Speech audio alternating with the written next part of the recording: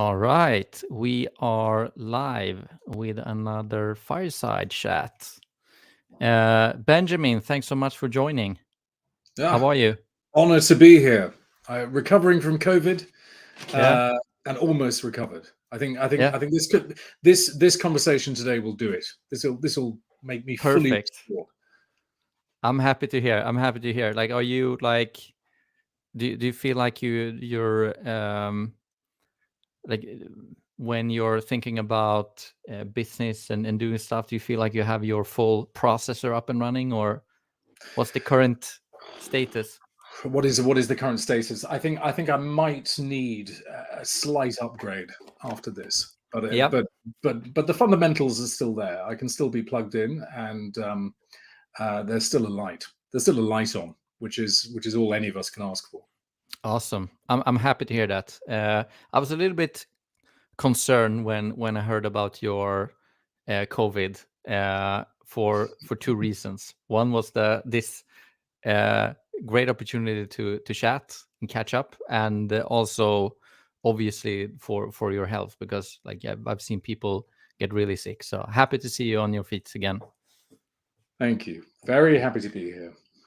Yeah, so the structure is basically the fireside chat is, we do the workshops before those sessions, which is more like a structured workshop in which we interact with our members and friends of the community, and that's a completely invite only, right? Hmm. So that's why we started doing those sessions, because we really want to make sure that some of the learnings that comes out of those sessions are also shared in Yeah. public.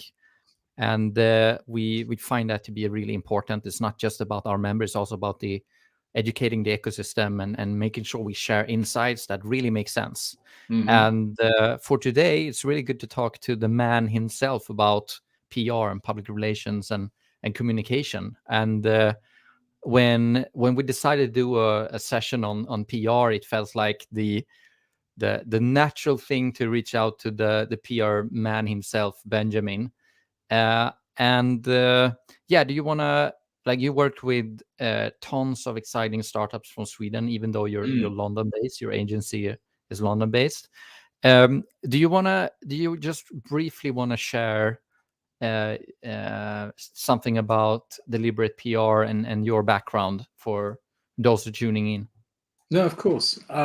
And I mean, I should say, even after 10 years of having looked after some of the most extraordinary and interesting Swedish and Nordic companies, I still can't quite believe my luck that as a British person who sadly doesn't have even the vaguest hint of Viking or Nordic heritage or previous experience, that I find myself running a company such as the one that I have now called Deliberate PR, where we have very much established ourselves as the gateway for Nordic and Swedish companies uh, coming to the UK as an entry point to the wider English speaking world for the fulfillment of various different objectives. Um, but yeah, as of today, I think 40% of our client list is Swedish, 40% Norwegian, the rest Finnish, German, Icelandic, even Greenlandic, and also American companies. And what we have done over the past 10 years is we have exploited the fact that the British media has become completely obsessed in the nicest possible way with all things Scandinavian and first and foremost all things Swedish. And I realized when I first came to Stockholm 10 years ago that all of these amazing companies in the next wave after Spotify, the next wave after Skype, rather than going straight to America for the fulfillment of their various strategic objectives, start in the UK. Because the British media, and indeed the British, can differentiate between Sweden and Switzerland. And in fact, we're obsessed with you because you are Swedish. And therefore, as a Where does that sorry to interrupt Hmm. the opening intro, but that obsession, can you like help um unpack that? Where does it come from and why? Like, How did you find out about this Well, obsession? okay.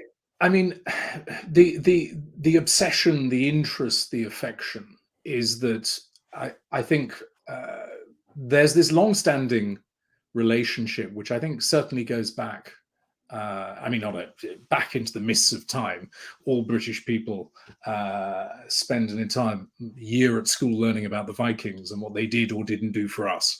But I think in more recent times, probably starting with the last war, the Second World War, when there were a lot of Norwegian expats and Danish expats in London. Obviously, not that many Swedes, though the Swedes still did their bit. In the years which followed the war, on a cultural level, a lot of Swedish actors, musicians, writers, performers would actually use, and I mean, I guess ABBA is the most famous example, would actually use the UK as that point. And through them came this association that you speak brilliant English, number one, better than we do as a rule, that there's something recognizable about you to us on a cultural level, but you've kind of got it so much better. You've kind of got it right. Now, I'd argue that it's quite artificial, the reasons why you've got it right. Number one, neutrality on the part of the Swedes. Number two, having the biggest sovereign wealth fund on the planet on the part of the Norwegians. But the point is, nevertheless, Scandinavia has always been aspirational. You're like us. We admire you. You speak our language. But that you also have this track record for coming up with ideas which become world beaters. Now, in the past 10 years, what was very interesting was that during the last recession, the British bought a whole load of TV formats from Scandinavia, Sweden and Denmark primarily, because they were, to be frank, they were cheap, they were affordable. And suddenly the British media looked at these formats and thought, my God, this is completely reinvented. Crime, political drama. And this has set off a chain reaction, which meant that there's been this focus on Scandinavia, a focus that has been supported by a lot of international journalists and correspondents moving to Stockholm, moving to Copenhagen, moving to Oslo, feeding and perpetuating the value of brand Nordic. And we as I mentioned during our previous conversation, what is interesting about Sweden is whether you are left, right, or centrist in your political persuasion, you project virtues onto Scandinavia and onto Sweden which fit your narrative in whatever way. And that's very interesting. And it means that for a lot of these Swedish companies coming to Britain, they can actually lean into and take advantage of these established virtues associated with Sweden: gender equality, progressive social values, ideas about your healthcare, ideas about sport, ideas about sustainability, retail, technology. If it's come from Sweden, the British media, I'm not saying your passport alone guarantees you exposure, but it does guarantee that there are a whole load of very positive preconceived notions which companies and startups can connect with.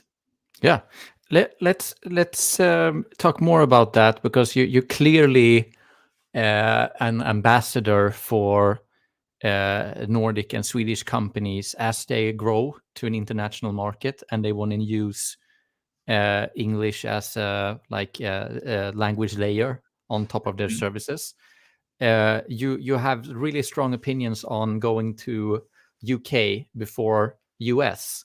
Do you want to unpack that for a second? Because I hear some saying that no, don't go via UK. Like, if you want the hundreds of millions of total addressable market that US is offering, like, go directly to US. Find the US base and so on. Like, what do you have to say about those two paths? Like, why UK before US? I mean, first off, everybody wants to go to America. Whilst I love my country, I'm never going to pretend that an ambitious startup or scale up with international ambitions should start and finish with the UK. But what I would argue is that on several levels, using the UK as a stepping stone, as a gateway, whichever phrase you wish to use, does make a lot of sense. And on a very basic level, in terms of localization, the idea that you would actually reskin and prepare your company or your business for the English language market and use the UK to do that as a test run before going to other English language territories internationally just makes enormous sense. From a logistical perspective, the UK is 2 hours away from Stockholm on a plane. It's 1 hour away by time zone. So it becomes far more viable to be riffing and developing a platform with that time difference than it does San Francisco or even New York. But there are other things to think about as well. I mean, I obviously view everything through the prism of the media. This is what I'm good at, the editorial media. That is your newspapers, your TV shows, your TV news shows, your radio news shows. That's where I come from. So therefore, I have a bias in this respect. But one of the undeniable truths is that the US media, because the world goes to America, the US media has a lot going on in America.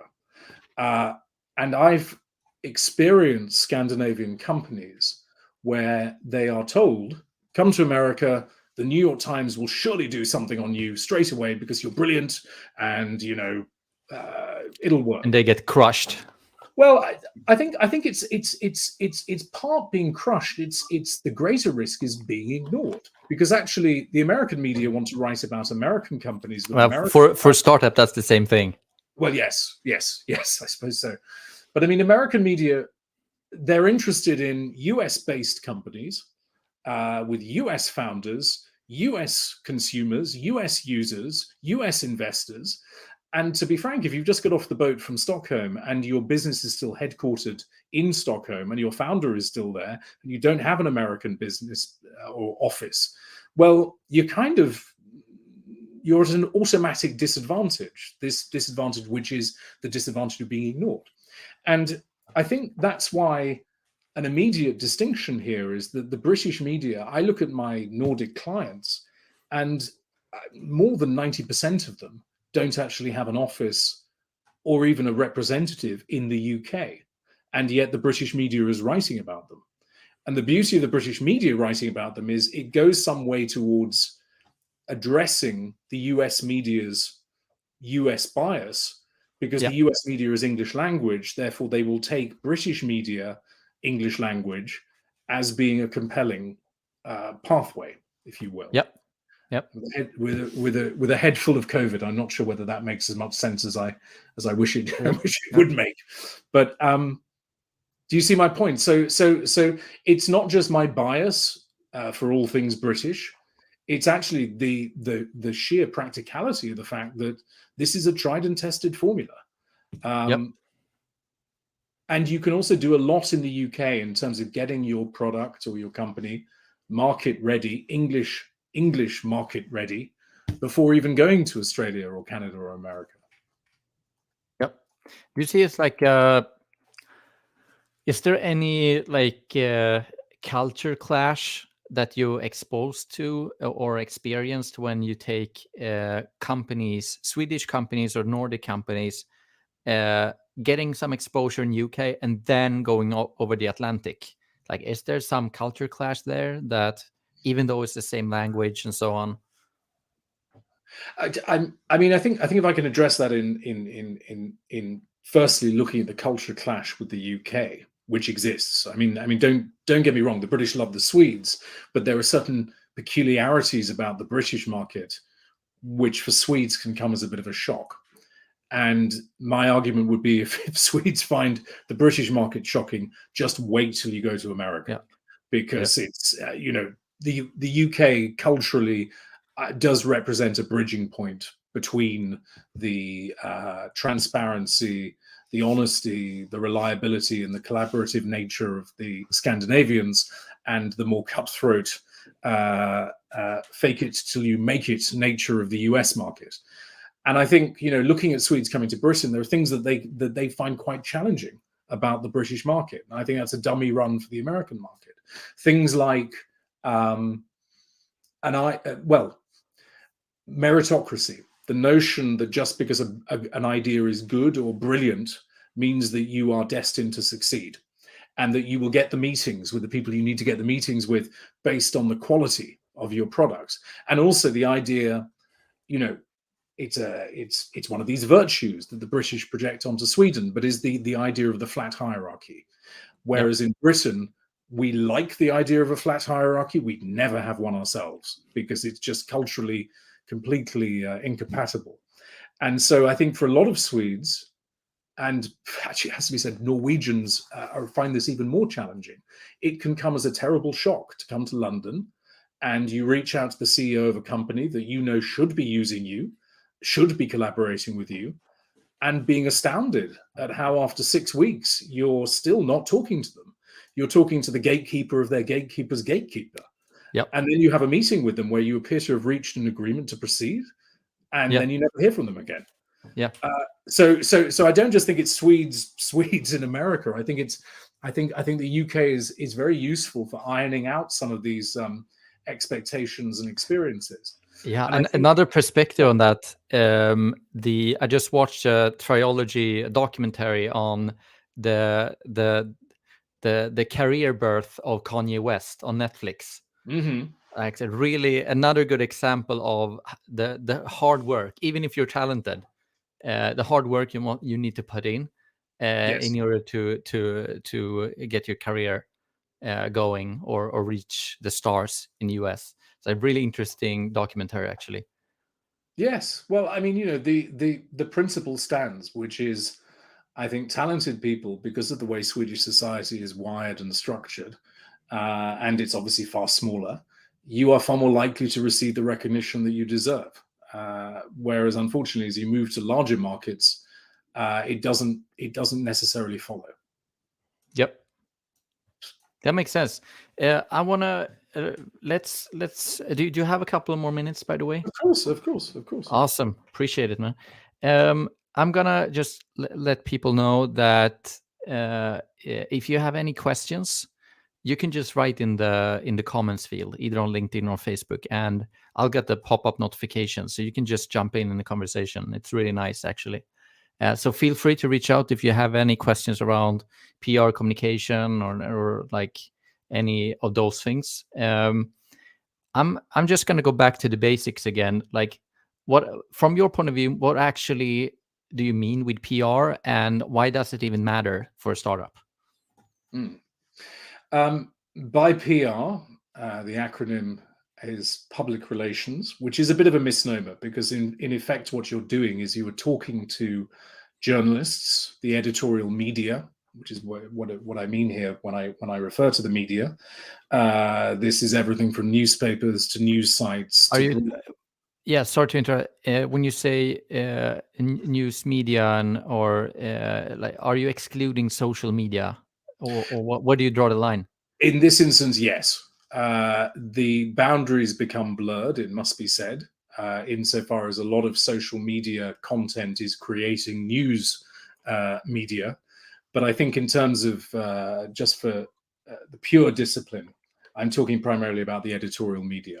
So think about anything where a journalist, of their own volition and their own free will, not because they're paid, chooses to write something for a reader or record something for a viewer. So that's what I'm talking about. And in spite of the changes in the landscape, still dominant, and also feeds into social media, and as I say, is influenced by social media.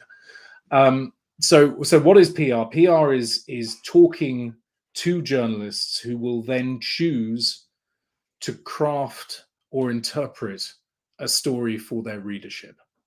And the reasons you do this are, in some cases, because whether you choose to do it or not, it will come to you. If you are a successful business, there is no such thing as a successful business household name used by thousands of people, hundreds of thousands of people, which has never been written about in the editorial media. That just doesn't exist. So my point is, PR and all the editorial media will come to you eventually. The argument is, instead, you should prepare a strategy to turbocharge all of your various businesses' strategic objectives through editorial media so as to help fulfill them.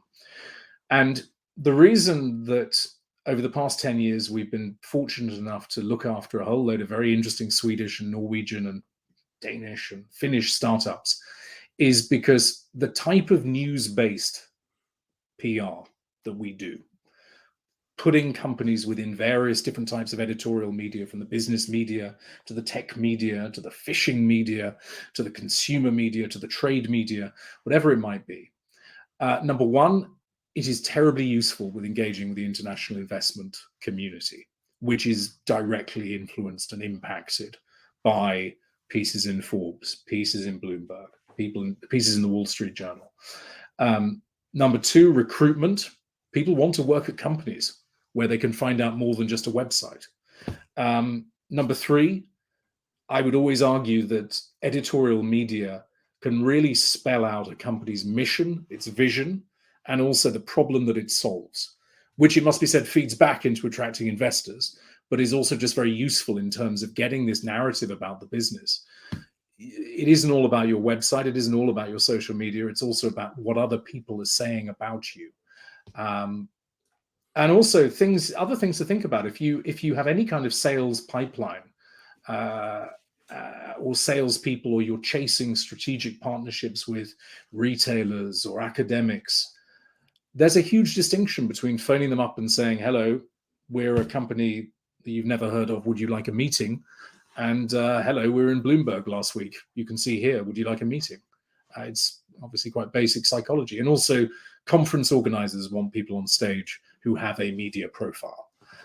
So I think that hopefully gives some slightly long-winded explanation. But what that PR? makes sense. Yeah. One thing that I didn't think about before our session was the way you also mentioned you can leverage PR for recruitment and hiring and finding talent. Could you talk on that for a second? Of course. I mean, I think, okay, on a purely superficial level, going back to my point about people want to work at companies, they can find something about the business online, which isn't just the website saying we're the best thing in the world. If you suddenly see an authoritative, external, and trusted source telling you this company is interesting, then that's quite useful. But I also think one of the things that PR, and in the time that I've been doing it, it's changed quite dramatically, because the boundaries between and though I have teams dealing with the technology media, teams dealing with the business media, teams dealing with the lifestyle media, the boundaries between them have become far more blurred, and in fact, in some cases, dissolved. So actually, issues like business culture, or looking at the very interesting things that a business does, or the inspirational founders but staff members, their stories are being documented. So from a recruitment standpoint, if you can read something with the founder, it can be very compelling. If you read something about how this company operates, its policies with, I don't know, regarding paternity leave, maternity leave, whatever it might be, again, that's going to make that company attractive. Yeah, but then it's like clear it's attractive for a different reason than sales. It's you're using your exposure to get your potential talent to understand you as a company and hopefully get you to join, right? Is there any other purposes, or you mean in terms of PR in general, the benefits Yeah. it provides? Well, I mean, there's another thing to consider here, which for most startups, thankfully, isn't an immediate issue, but there is the mitigation of crises. The simple fact is, just as you will not find any business in the world that has a big user base and is successful, that isn't written about in the editorial media, I'm afraid to say, nor will you find a successful business where somebody doesn't want to poke holes in the model, or alternatively something goes wrong. I mean, one of the realities of any app or any platform, for example, that is centralizing hundreds of thousands of people in one place, it's a bit like a major music concert where 1 million people are in one place. Regrettably, somebody will die. There will be 3 or 4 babies born during the events of the concert. I mean, that's the sort of Woodstock point of comparison. Yeah. But so I think another value of PR is to interrogate your own business to work out, well, what can go wrong here, and how can we be seen to be responsible? How can we plan for this? And also, to be honest, how can we avoid it? One of the things that I think is very interesting about holding up a mirror in the form of the media is journalists are going to ask questions that perhaps your colleagues or your parents or your friends never dared ask. They're going to ask the most challenging questions, and that can actually be very useful to help you avoid future problems, and when they come, know how to deal with them. Is there a situation where not saying anything is the best type of PR, or is that just like someone else will tell your story for you if you shut up? You need to communicate externally. What's your stance on that? As a former tabloid journalist, I like to think, a British tabloid journalist, which is a key point. We have the most brutal tabloid papers in the world. I like to think that I have a cynicism which allows me to look at what makes a crisis and also advise on how to solve it. One of the simple truths is that the answer is yes. Sometimes less is more. And I think an argument, I mean, no two crises happen to be the same. But one of the undeniable truths is that you look at, sometimes companies will, and this kind of feeds into the cult of the visionary founder. Their response to a crisis is, I must take to medium. I must write a 10,000 word document explaining how terrible all the mistakes I've made, blah, blah, blah, blah, blah. Little realizing that what they're doing is they are opening themselves to a massive lawsuit because they've just publicly and very visibly admitted responsibility for everything that's gone wrong. So there is a kind of moment where the sort of a cult of the visionary startup founder, you can actually screw yourself in a crisis situation. The other thing, going back to the earlier reference to social media, I would say half of the crisis situations that I have had to deal with have their origins, or they have been fueled by a client's social media account. It is highly unusual, if not almost impossible, to use social media to solve a crisis. And yet companies will still do it. Little realizing that the moment that they start saying the immortal word sorry, if you're an American lawyer and you see a company say we're sorry, you think, wow, that's millions in a lawsuit right there. And they've just admitted how sorry they are. Yeah. Because we live in an era of the kind of over-enthusiastic apology for everything, often when we don't even need to apologize, when we're not even responsible. So, I mean, I think I'm going off at multiple tangents here. Sometimes shutting up is the best policy. It can be very challenging for people who are used to playing out their lives on social media to say to them, say nothing. If you are one of 5 other companies that's under the microscope, you watch what happens. It's the companies that decide to issue extended apologies or 3,000-word statements. They're in the headline of the article. Their photograph illustrates the article. Right at the bottom of the article, it will list the other companies who didn't give a comment right in the final sentence. But they're not the focus. They're not the lightning rod. Let me give you a counter argument then. Brian Chesky of Airbnb, fantastic communicator, both internally and externally. I haven't seen a single hurdle that he haven't been able to jump over with his first principles, values, channels of communication, personality, and honest sharing of where he stands and what they're doing. What's your is this just statistical deviation, or like what? You know what? I mean, rule number one: there is no one rule, Yep. and the simple fact is, different companies, based upon what they do, based upon the visibility of their founders, based upon the affection for the both to adopt different paths. But I suppose the point I'm trying to make is that it's, in most cases, most companies come under fire, and they don't happen to have, either because of the nature of their business or the founder that they have, someone who can talk their way or compellingly chat their way or position themselves out of a crisis. If you look at most crises, the issue is one of containment rather than pretending that Yeah. you never stop a story from appearing. But Yep. it also has to be said that there are legal routes to consider. Highly Yep. unusual that it is, but I mean, there are a lot of companies out there where, when something goes wrong, the first thing they will do is very often consult their London-based lawyers, because the libel rules tend to be the most toothy and aggressive in Britain.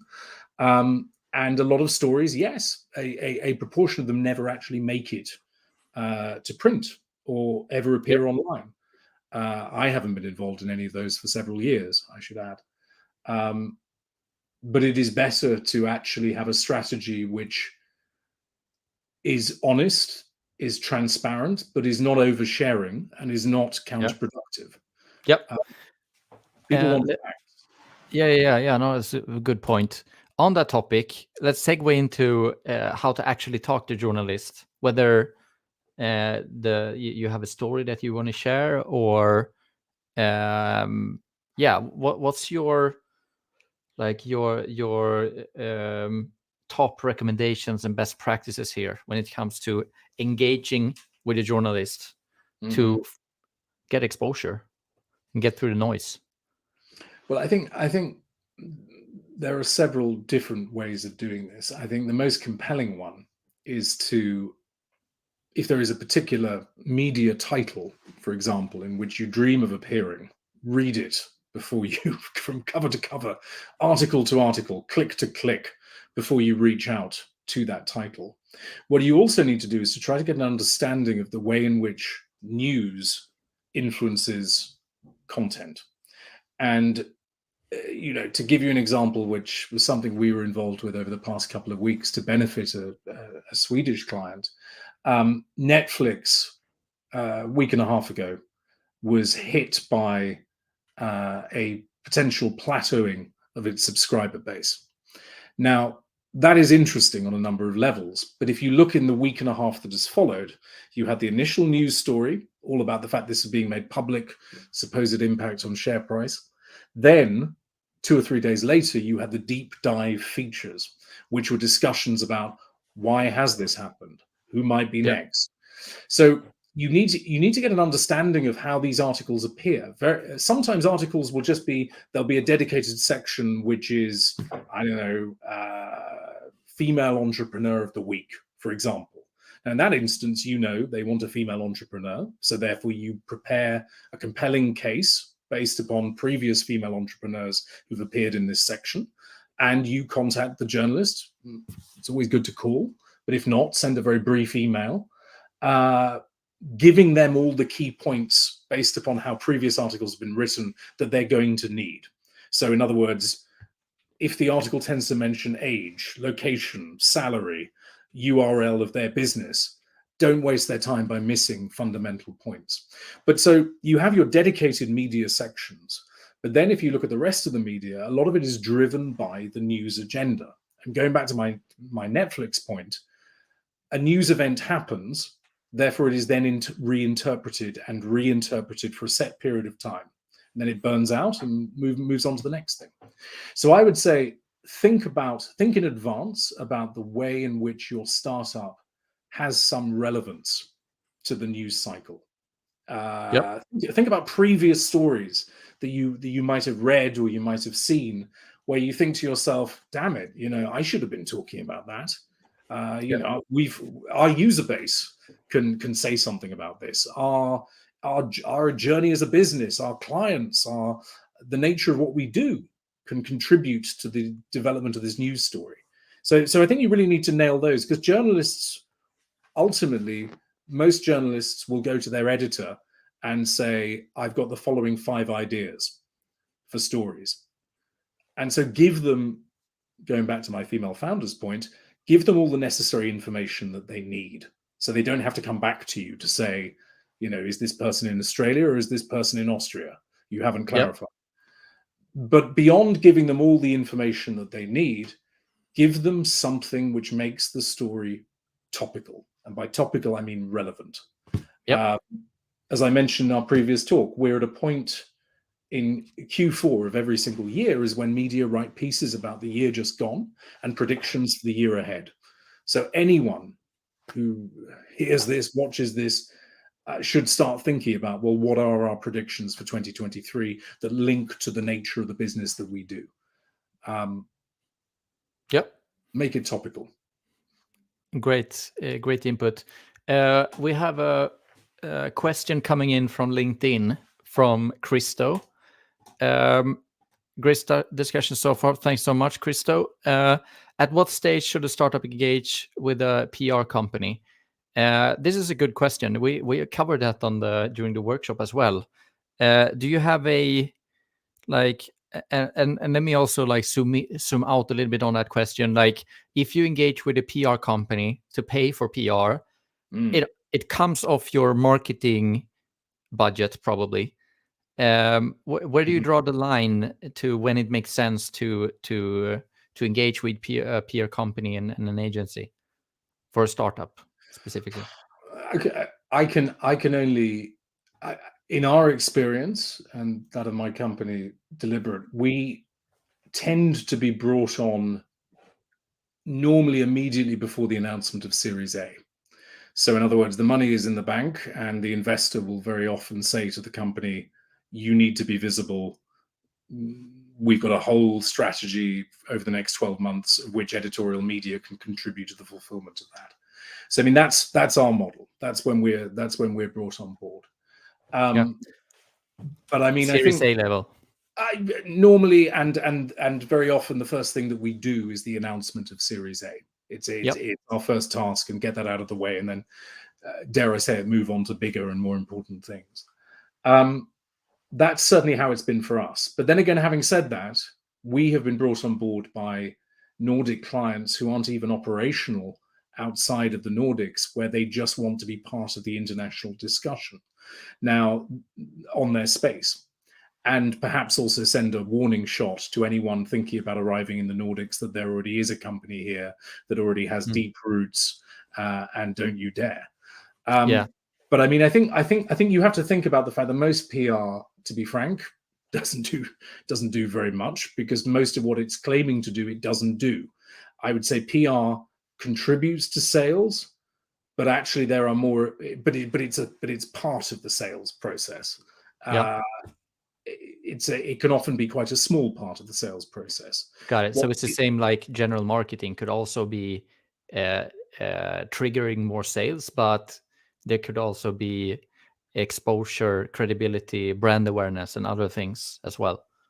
Totally. And actually, for most user acquisition campaigns, I would probably respectfully say to most companies, don't do PR, because that's not, if you think that's what it's going to do, it's not going to do.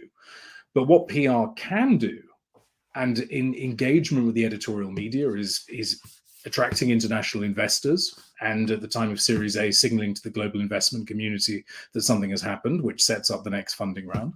It's good for recruitment. It's good for all these things I've mentioned, explaining what a business does, who the visionary people are, commercial and strategic partnerships, getting conferences. So I suppose the answer to that question has to be, can you do PR too soon? Undoubtedly. And you can have an amazing company with absolutely no proof that it works. Now, going back to my point about the difference between Scandinavians and British people and Americans, is one of the things that the Americans are brilliant at is building the plane as it's taking off. The hype machine. Yeah. Yes. Whereas Scandinavians, bless you, which makes you such wonderful people, you nevertheless feel there has to be some credibility and justification for the argument that you're putting forward, that you're actually presenting a solution, which is lovely and which is great. But it can sometimes mean that you are the better company, but somebody else has already taken ownership of your thematic space in the media. I think the answer to when you take on PR is, what do you want to get out of it? And if it's chasing after investment, there's to start PR sooner rather than later. If it's about trying to be seen as the authority in your space, start doing it sooner rather than later. But I think the point is, you need to have a clear idea of what you want to achieve. Yeah. And if it's user acquisition, go down another route first. Yeah.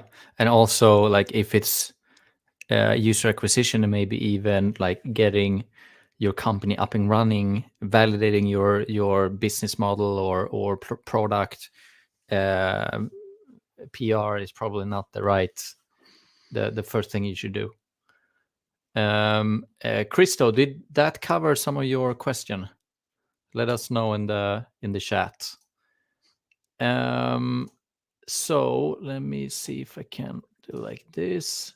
So really good question, and feel free to jump in again, anyone else who have questions. It's a lot of fun. We're gonna wrap up real soon. I just want to hear your, whenever I hear about PR and communications, I can't hear about it without people talking about storytelling. Do you want to break that down a bit and share what storytelling means and why it makes sense? Does it make sense? Just give us some perspective on why you can't just reach out to a journalist with a feature list, for example. Okay. Well, I mean, this does go back to my point about understanding how your company, how your startup fits in terms of what has gone before. Because, I mean, this time 6 years ago, less so nowadays, but 6 years ago, every single company bought into, for want of a better expression, brand genericization and wanting to be seen as, it's an Uber, but for pens or soft drinks. You know, there's so a way to explain what your company does, perhaps less so Uber, but is actually to look at successful concepts that have gone before, where a comparison can be drawn. We look after an amazing company called X-Shore, which produces electric boats, and the media have chosen to describe them as being the Tesla of the seas. Which I think more or less is rather flattering. So for starters, you need to understand how you fit in. You fit in, you know, down the family tree of startup businesses. What can you be compared with? But I think you also need to think to yourselves, what is it people will find interesting about my business? Because if you look at how articles appear, articles will focus on the founder. They'll focus on the problem that you solve. And this actually is when it comes to storytelling and it comes to general positioning, I think a lot of startups forget that the first story, that is often the one that journalists want to write, is the one which contextualizes and quantifies the problem that they solve. So, you know, I often give an example of how for Mentimeter, an amazing Swedish company that we were fortunate enough to work for 5 years, it's a platform that makes meetings productive, allows people, very Swedish, allows people to participate en masse in meetings and ask questions that they might not otherwise have the opportunity to ask. Now, when you see a piece of technology like that, anecdotally, you are aware that most meetings suck. They're really crap. Nothing happens. But it's really interesting to add flesh to the bones, to actually be able to say outright, well, here's a data point which shows how crap most meetings are. Ergo, Mentimeter is the solution to this problem. So I mean, I think a lot of startup founders, completely understandably, they can't separate themselves from their project, and they assume the entire world understands the problem that they fix, whereas the problem is very often the news story to which you are the solution. So, I mean, I think you need to nail various things. You need to pin down what is it about being a Nordic company which leans into these preconceived notions of why the Nordics are fabulous to certainly a British market and increasingly to a global market.